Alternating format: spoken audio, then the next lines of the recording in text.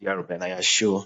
Today's guest is Aidan Bar-Lev-Wise, CEO of WashTech Property Solutions in Vancouver, starting with just window cleaning in 2020. Aidan has grown WashTech into a trusted partner for homeowners, property manager, and business by focusing on integrity, safety, and over-delivering on every job. From pressure and soft watching up to gutter and window, his team is raising the bar for exterior care in a rainy coastal city journey and the lesson for building a business that lasts. Once again, it's a pleasure having you on the show, Aidan. Aidan, what was it like growing up for you? Growing up for me, from a pretty hardworking family. Father was a carpenter, mom was a teacher, and they've instilled some pretty hardworking values in myself, which has helped me out quite a bit in Yeah. life and in business, especially.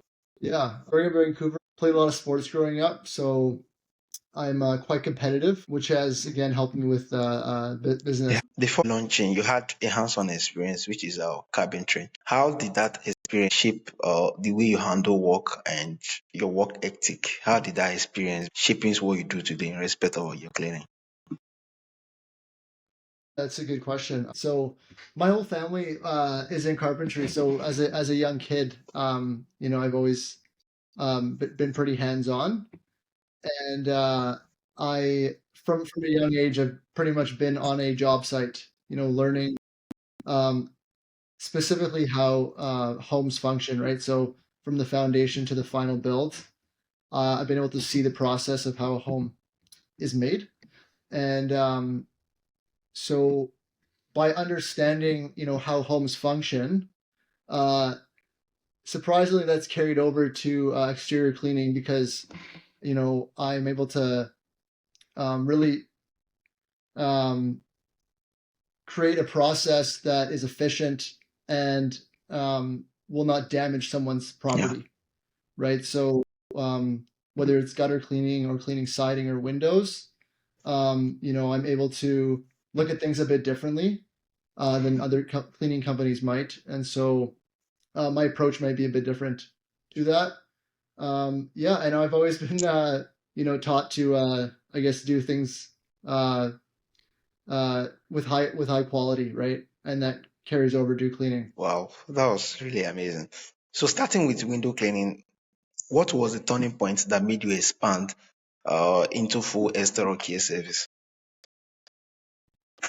Yeah, the other services. So, um, window cleaning. Yeah, that's pretty much all we did at the start, right? Um, and we just went door to door, basically knocking on doors, asking if they need their windows cleaned. And as we acquired a solid client base, um, they would ask us, can you do this? Can you do this? Can you pressure wash for us? Can you clean our gutters? Can you clean our siding? And while we didn't necessarily know how to do that, we kind of had a fake it till you make it mentality. So I would do a lot of research before I added any service because I didn't want to um, compromise the quality of work that we do. So essentially, it just came from our clients' needs. We wanted to bring more value to them. So over the years, we've just been come from window cleaning to now cleaning pretty much everything on the exterior of a home and some apartment buildings as well. Wow, figure it out as you go. That was really amazing. And the fact that you did a whole lot about background research before actually going out for some job, which simply means you care about the day and how the job is going to come Mhm. out, and that's pretty very lovely. So starting out, Right. what was your biggest challenge? What was your biggest challenge in getting clients, especially new clients? How were you able to kind of navigate that particular part? Yeah, biggest challenge. Yeah, so we didn't have any online presence, right? So um, getting clients was very difficult. We, would just knock on doors, and it was quite a numbers game. I didn't, get my first sale for 3 days actually, but we decided to just hire a bunch of our buddies actually to go knock on doors with us. So we'd give them a little script. They would go introduce themselves. We'd make a little pass for them in neighborhoods. They'd go knock on doors, and from this, we grew to about 300 clients. Wow. I would say over 2 years. Not great numbers, but a lot of it was word of mouth. So we would try to deliver, the best work that we could, and from this we would, be put in Facebook groups. People would talk Yeah. about us in their Facebook groups. They'd refer us to their neighbors. So a lot of our clients have just come from word of mouth, right? Wow. That was really amazing. And over time, your retention rate in terms of customer is very, very high.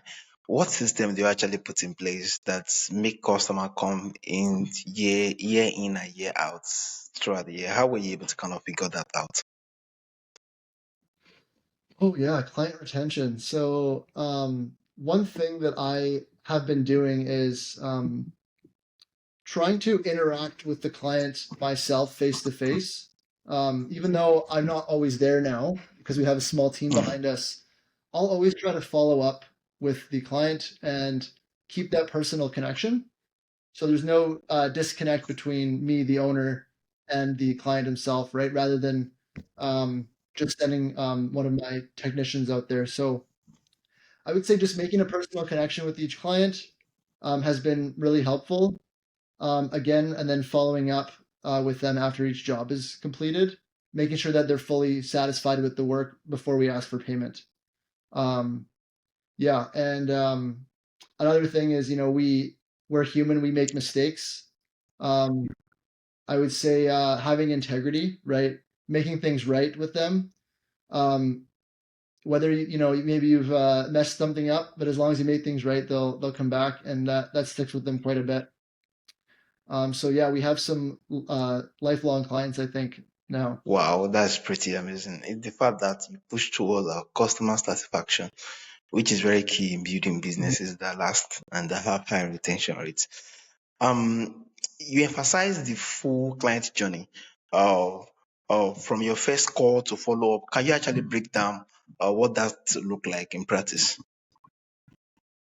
Yeah, it's pretty basic. So all it is um, if we get a phone call or an email, right? I'll always try to meet them in person first, right? Whether it's a small job or a big job.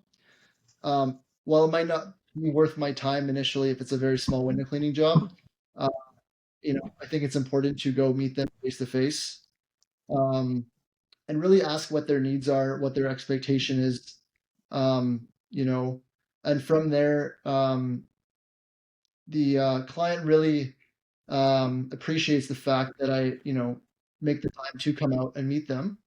A lot of them have special requests, right? So um, I would just say from the first interaction, right? Then to putting that in our CRM system, right? I take a lot of notes on any client's specific needs, right? Then we'll send our technicians out there. They'll do a full walkthrough with the client, make sure that everything lines up with what I've told my technician and with what the client wants, right? Then we'll do the work, right? After the work's completed, do a full walk around with the client to make sure that they're Yeah. happy with everything, right? After that, I will follow up personally, either with a phone call or by going to meet them in person. Um, and yeah, once they're satisfied, then we'll send a invoice, and then we'll usually try to schedule them in, or give them a kind of a soft date to schedule in the next service. So I would say that's kind of the full Yeah. experience. It's not anything new, but I do as much as I can. Yeah, that is pretty amazing. Sometimes the fact that the practice or more like the system is common to you is not common to all. And that was the reason why I actually asked Right. that particular question, because a whole lot of persons get more like when it comes to system, they get things mixed up. They don't know that as little as it might be, it actually speaks volume in customer retention and in getting customer Mhm. satisfaction. So that was the reason why I actually wanted to make reference of your Yeah, process, and thank you a whole lot for actually taking us up through. yeah. It's not very scientific. It's just you know, it's working though. Yeah, thank you. So under Mhm. promise and over promise is one of your core value. Can you actually share a real example of how this philosophy won a client over? Yeah. So how it's won our clients over? Yeah. I'll give you an example maybe. Because we offer so many services now, right? Let's say we go do a window cleaning job, right? The client only wants window cleaning. Um, we'll clean all of their windows, right? We'll set an expectation of what it's going to look like, and then at the end of the job, I always try to do a little bit extra, whether it's maybe the front of their home. They have a dirty gutter on the outside and it doesn't look great. We'll just clean that. So I typically tell my guys if it takes you less than 20, 30 minutes, just do a bit extra. Um, this always, that extra 20, 30 minutes of work, it doesn't really, cost me Yeah. much, right? In labor, and that little amount of work goes a long way. The client really, really loves this. Um, we sometimes can't make everybody happy, but this really helps. It's what makes them call back, I think, right? I think from their past experiences with other Yeah. service providers, there's a lot of discrepancy in expectations. So, um, like I said, I do try to set expectations from the start. So under promising, right? If there's a stain, um, that's really hard to get out. I'm not going to say it's going to be perfect. I'll say this is what you can expect. We have the best equipment available. Um, but I really try to set that expectation with them so that they're not displeased afterwards. Wow, wow, that's pretty amazing. Because the reason why I actually began to ask is the fact that here in Nigeria, I run an industrial cleaning, and sometimes I know what it means to overpromise sometimes, and you wouldn't deliver very well. So in the best place to Yeah. be is to more like under promise and over deliver. And hearing you just Totally. share more like a story in respect of this, just speak volume to the fact that yeah, no matter what trade it might be, at the end of the day, Mhm. clients will not take anything else from you. Even if you overpromise and you overdeliver, it's not going to make a whole lot of sense compared to when you actually underpromise and overdeliver at the end of the day. Which simply shows that you go more like yet a bit more than the way you actually more like resolve things with them, and actually more like yeah, through your excellence you're able to show the fact that you could go extra mile, which speak volume too, which actually more like it make customer even refers you unashamedly and yeah, and increase the satisfaction too. Mhm. Yeah, No, it does. Yeah, they're very satisfied with yeah, that. thank you. So many service business struggle with reputation. How do you fight the stigma around mobile service operation? Oh yeah, there is a stigma, I guess. I think a big issue in the mobile business, I guess, sector is punctuality. I would say. Um, even growing up, when my parents would hire someone to come fix something on their home, anything, right? Any mobile business, you never knew when they were showing up, right? Um, there'd be a lot of cancellations, and for this reason, right? You can't really plan your day as a homeowner, Yeah. right? You're kind of held hostage. You can't do much. You're waiting for someone else to come work on your home. Um, so what we try to do is the first job of the day will always show up early. And for some reason, if we run into vehicle trouble or any reason, we'll call the client and let them know that we are running behind rather than just showing up late. They really appreciate this. Um, Another thing is setting a time window. So I think a lot of companies are trying to do this now, but if we have more than one job in a day, we'll try to set either a 1 or 2 hour window of when we're coming, right? And another thing is the job duration. So I'll try to be very realistic with how long the job is going to take. Um, you know, even though some of the cleaning we do, the homeowner doesn't need to be there, they still want to be there to oversee our work. So we try to do things very efficiently so that we're not there working very late when they want to have dinner. Um, so I would say just really trying to show up when we say we do, and completing the job within the time frame that we set. This way they can plan around us coming rather than them kind of being Yeah. held hostage and waiting around us. Yeah, Yeah, so true, so true. it's frustrating. So true. This is really amazing. So before you actually even venture into your business, and I know when you were starting out, you were working alongside with your dad and family business, which is carpentry. Do you have do you have Mhm. any experience in any other job before you actually started that and launch your cleaning business? Yeah, any other experience? I've worked in carpentry, just um, pretty much been hands-on my whole life. Oh, Demolition, starting out doing demo. I think I was 14 years old. wow. I was demoing a house one summer, kind of like a renovation, just as a carpenter's assistant, right? And then from there, um, in the summers, I would do a lot of framing work, um, and then did a bit of finishing carpentry. I wouldn't say I'm an expert. Yeah. I do have some experience, which has helped me.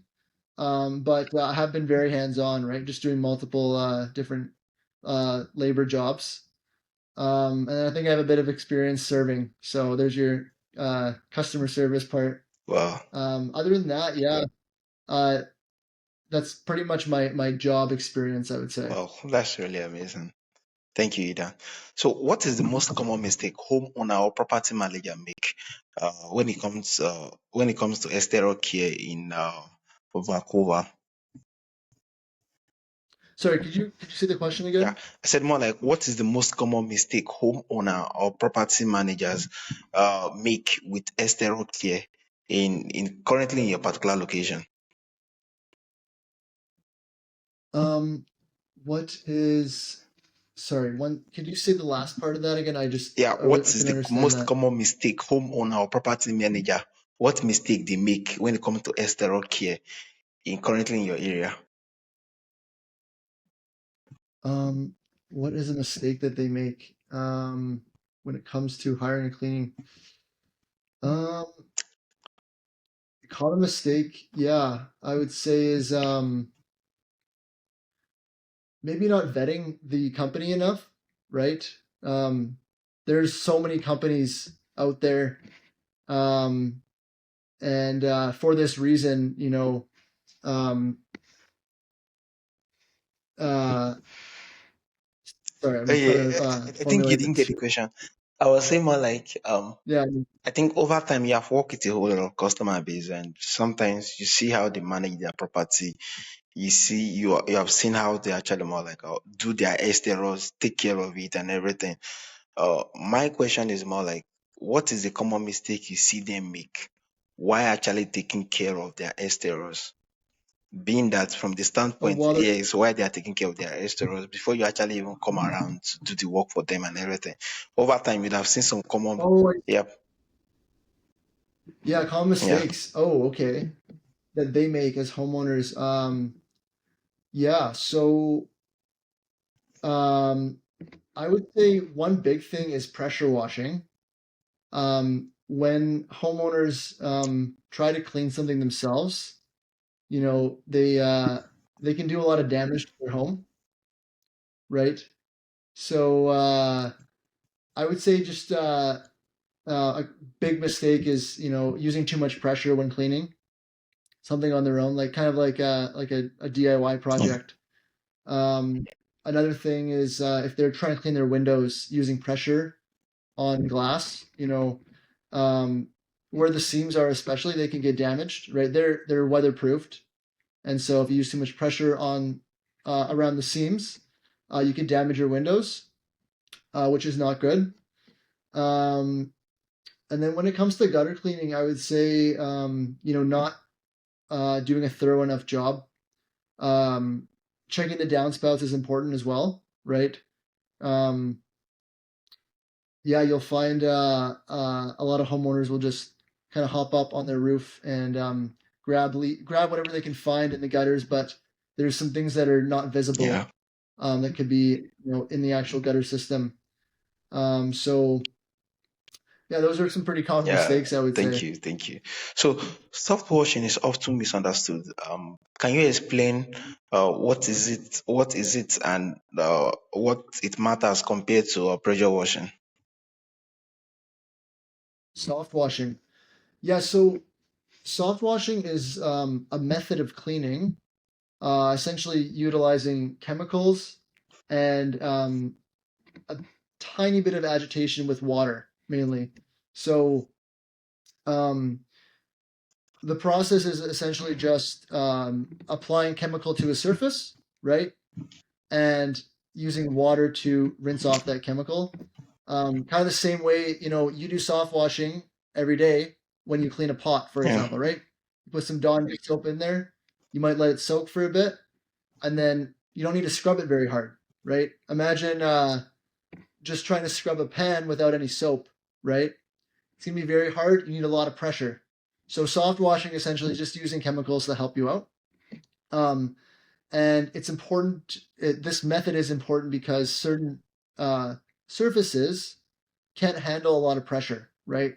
Wood, for example, is a very soft material, and if you try to just pressure wash this, um, you risk etching this mhm. wood and marking it up. You can gouge it, right?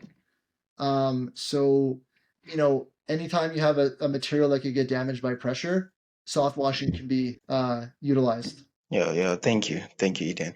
So, WashTech is in public and private space. How do you balance safety of worker, clients, and even pedestrian?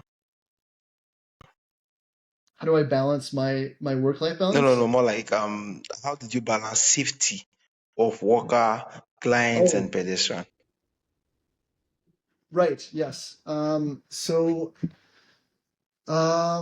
This was from trial and error, Yeah. actually. Yeah, I got my first big commercial client, I think 3 years ago now, and we kind of just thought we could, show up to a public sidewalk and start cleaning stuff, and things would be fine. But we've come to learn that um, working around public foot traffic, pedestrians walking by, is a bit of a nightmare. And so we kind of have a system, um, with using signs and cones and a spotter um, to kind of help people safely pass us while we're working. Another thing that we do is we'll try to work as early as we can before people start using the sidewalks. So in Vancouver, for example, during the weekdays, we have noise bylaws. And so we can't turn a pressure washer on before 7 a.m. We can't make a lot of noise before 7. So we'll try to set up, we'll start setting up at 6:30 a.m. We'll run as many systems as we can so that we're, hopefully finish the work before 10. Um, so those are a few different ways, right? We're setting up cones and signs as well as just working at less busy hours. Um, that's pretty much it. Yeah, that's pretty. And then also, yeah, go ahead. Yeah, that's pretty more like very, very interesting. Is the fact that you get to settle by 6:30, then 7 o'clock you get started. This Mhm. simply means the dedication to it. It's really, really, really a lot, and I must say I must commend that particular part. So you have mentioned photo Mhm. documentation. How does that build trust with clients? Yeah. One thing that clients are really skeptical about, especially, is gutter cleaning, right? Because that's the one service that's not really Yeah, visible, right? They can see if we clean a window or not. They can see if we've pressure washed something or clean their siding. Uh, when it comes to gutter cleaning, they can't see inside their gutter, yeah, especially the high ones. So by taking these photos, showing them what it was like before and after, they know for sure the work's been done. Um, Even when it comes to visible stuff, right? They don't really know how dirty something was until you've cleaned it. So by showing them a photo of their siding, Yeah. for example, before and after, they really see, okay, this was worth the money. We got good value out of this. So just by having these photos, especially gutter cleaning, it's built some trust for sure. Wow, wow, wow. Amazing, amazing. Um, yeah, the Vacuna coastal climate is unique. What seasonal maintenance routine do you recommend for homeowners? Good question. It really depends on where you are, right?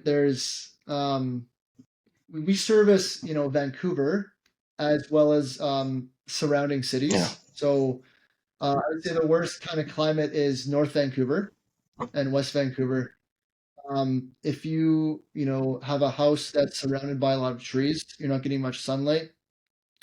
It can kind of be a recipe for disaster. So homes like that, might need gutter cleaning um, every 6 months. We have clients that actually request their gutters being cleaned every 3 months because they're just completely surrounded by trees. Um, so in terms of gutter cleaning, yeah, it could be every 3 months, and if you're in an area that is not surrounded by trees, it could be maybe once a year, sometimes longer. It's very situational. And then when it comes to window cleaning, you know, uh, that also depends on, where you are. We find by busier streets, dust yeah, tends to get kicked up into the air a lot, lands on windows. So that's more of a luxury for them, right? yeah, Depending on how clean they want their windows. So I would say, every 6 months to a year for window cleaning. And then when it comes to soft washing and pressure washing, um, you know, uh, I'll separate the two actually. Pressure washing, could be every 6 months to a year. And then when it comes to soft washing, so cleaning siding specifically, um, that might not need to be done every year. It could be done, once every 2 years, every 3 years. And that again depends on how much sunlight a house is getting. Um, Yeah, so there's kind of different schedules for every service, and we'll work with the client to come up with a schedule that or a plan that works for them. yeah, yeah. Thank you, Eden. So, as a young business owner, what mindset shift help you grow your startup and make your startup a trusted brand? Yeah, well, mindset shifts. I would say uh, well, yeah, one thing that was you know really hard to at the start anyways was just you know the amount of time that you would need to put into this, right? So I can't really shut my brain off. I'm constantly working, constantly trying to keep clients happy, right? So I've kind of come to terms with the fact that I can't really disconnect from work.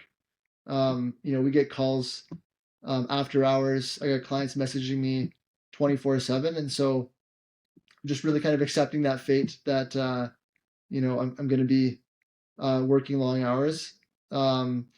As well as in terms of um, uh, the clients, the customer is always right. That's a big mindset Yeah, shift, I would say.